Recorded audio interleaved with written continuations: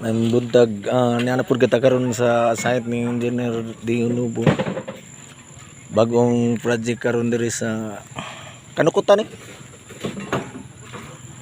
Mag groundbreaking ni siya karong adlaw. Manang niya kami karon diri bago na pud ning project nga sugdan karong adlaw. Og sa ulan-ulan ang panahon, pero naatol man siya sa schedule mo nang nami karon diri.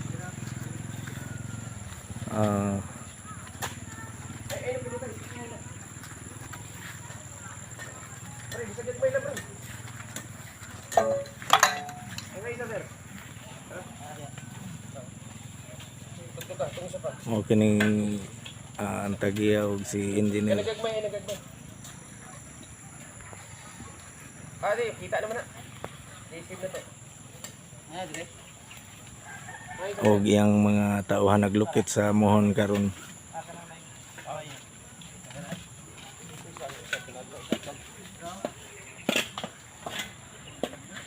Ang level sa kuan, level sa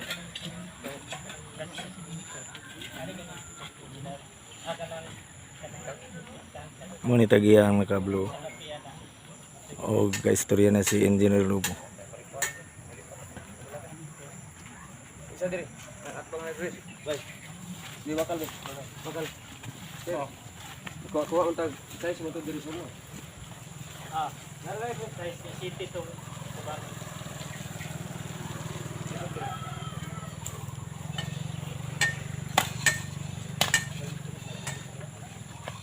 Bau, isa upos, bau, ipad. Bau, bau.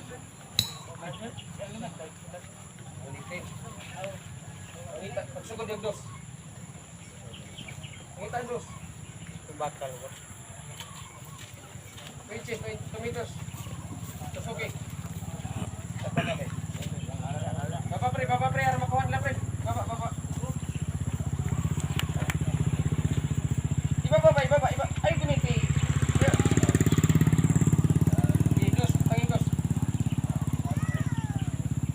Okay, mag-update ta sugad karon ani kay sugda naman ni ugma. Mag-update na pud ta hantod karon sa mahuman ning maong project ni Engineer Lubo diri sa may Kanukutan area Tagum, Davao del Norte. Okay, daghang salamat.